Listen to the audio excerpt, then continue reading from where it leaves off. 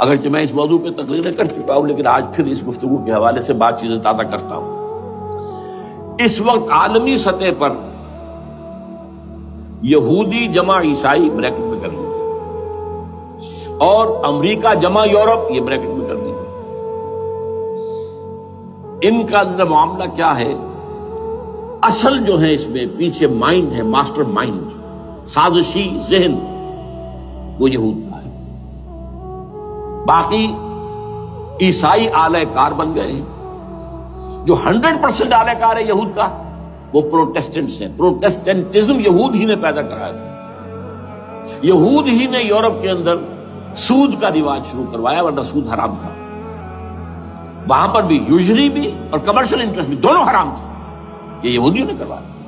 اور پھر پہلا بینک بنوایا ہے انگلستان کے اندر، بینک آف انگلینڈ، اور جو پوپ کے خلاف بغاوت کرائی تو پہلی بغاوت ہوئی انگلستان کے اندر، جو چرچ آف انگلینڈ علیحدہ ہو گیا پوپ سے، اور اسی کو یہودیوں نے قرار دیا یہ ہمارا ماڈرن اسرائیل ہے، یہ اسرائیل ہمیں دیا ہے گاڈ نے، یہ جو ہے برطانیہ۔ اس کے کچھ عرصے کے بعد یہی جو ہے ایکسوڈس ہوا ہے، اور وہ امریکہ میں جا کے آباد ہوئے۔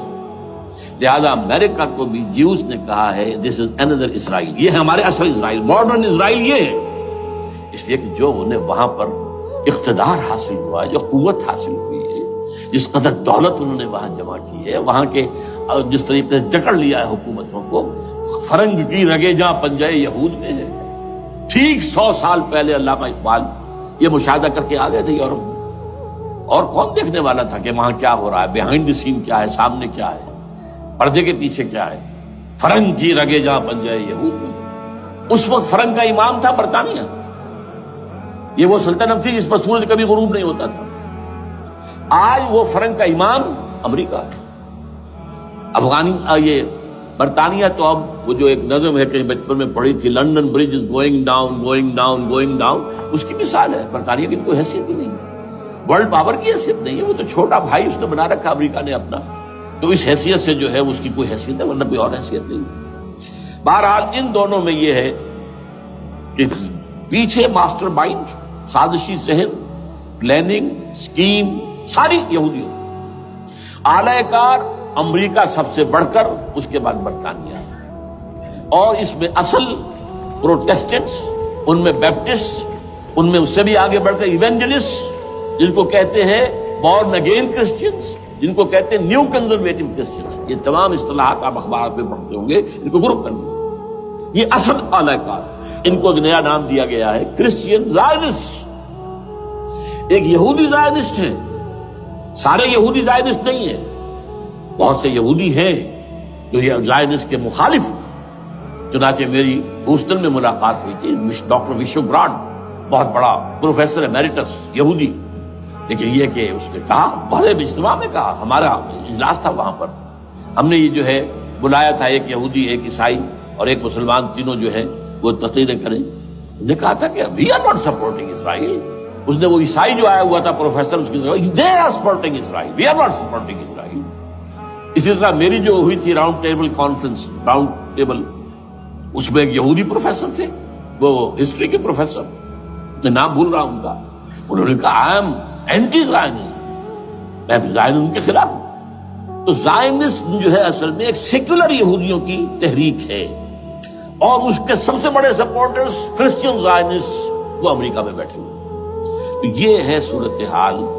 یہ جان لیجئے کیتھولکس جو ہیں یہ اتنے پرو یہودی نہیں ہیں، اب رفتہ رفتہ وہ بھی اس کے اندر آ کر شامل ہو گئے۔ یورپ جو ہے زیادہ Catholics, Roman Catholics, Roman Catholics کا یہ بھی آپ نے جملہ پڑھ سنا ہوگا کہ یہ جو ترکی جو ہے ہمارا ملک، یہ جو کوشش کرتا رہتا ہے گھسنے کی یورپین یونین کے اندر، تو ایک دفعہ جان شراق نے کہا تھا، بڑا پیارا جملہ تھا، why doesn't Turkey understand that we are a Christian club؟ یہ ہماری جو یونین ہے یورپین، یہ تو کرسچین کلب ہے، وہ مسلمان ہے، وہ کس وجہ سے آنا چاہتا ہے اندر، کیوں تو خود داخل ہونا چاہتا ہے؟ why doesn't Turkey understand that we are a Christian club؟ لیکن یہ ہے رومن کیتھولکس، اور ان کا میں بعد میں آپ کو بتاؤں گا۔ یہی آپ کو معلوم ہے کہ یورپ نے عام طور پر اسرائیل کا اتنا ساتھ نہیں دیا جتنا جو امریکہ دیتا رہا ہے، اور کسی درجے میں ان کے دلوں میں سافٹ کارنر جو ہے عرب فلسطینیوں کے لیے بھی رہا ہے، یہ معاملہ ایران کے بارے میں بھی رہا ہے۔ جس قدر اسٹرانگ ایکشن امریکہ لینا چاہتا ہے، یہ جو ہے اس کے ساتھ نہیں ہے۔ یہ دونوں کا فرق ہے، وہ میں اس کا ایک بنیاد بعد میں بتا دوں گا آپ کو۔ بہرحال ان کا ایک جو ایجنڈا ہے وہ دو، سمجھیے کہ دو اس کے نکات ہیں، دو رسیوں کے مانند یہ آپس میں بٹا ہوا ہے۔ پہلا، عالم اسلام کے مادی اور مالیاتی وسائل خصوصاً تیل پر قبضہ، یہ ان کا دنیاوی اعتبار سے، دولت کے اعتبار سے، وسائل کے اعتبار سے اس وقت کا ایجنڈا ہے۔ ویسے تو اس سے اوپر وہ چاہتے ہیں پوری دنیا پر، وہ تو بات کی بات ہے، لیکن ابھی نہ وہ روس کو چھیڑ رہے ہیں نہ چین کو چھیڑ رہے ہیں۔ چین تو ان کا سب سے بڑا جو ہے بزنس پارٹنر ہے، سب سے بڑا، اور چین کو رفتہ رفتہ وہ اپنی لائن پر لا رہے ہیں۔ اب تو صرف یہ کہ وہ ایک پارٹی گورنمنٹ وہاں رہ گئی ہے جو کہ کمیونزم کے دور کی یادگار ہے، باقی ان کی جو اکانومی ہے وہ تو آ چکی ہے اسی رخ کے اوپر جو یورپ کی ہے، مغرب کی ہے۔ نمبر دو ایجنڈا کیا ہے؟ دنیا میں کہیں بھی اسلام کے بحیثیت ایک نظام زندگی ظاہر ہونے کا کوئی موقع نہیں دینا۔ We have to nip the evil in the bud at any cost۔ یہ ان کے ایجنڈے کا دوسرا بڑا حصہ۔ یہ دو ہے انٹرٹوائنڈ، جیسے آپ لڑیوں کو پٹ دے کر رسی بناتے ہیں، ایسے یہ دو لڑیے ہیں۔ اسلام کا پولیٹیکل سوشو اکنامک سسٹم کہیں نہ آ جائے دنیا میں، ہو نہ جائے آشکارا شر پیغمبر کہیں، یہ ابلیس نے کنکلوڈ کیا ہے۔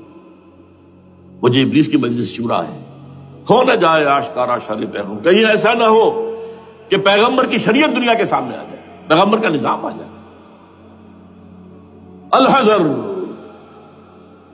آئین پیغمبر سے 100 بار الحذر، حافظ ناموس زن، مرد آزما مرد آفری، یہ معاشرتی نظام ہو گیا۔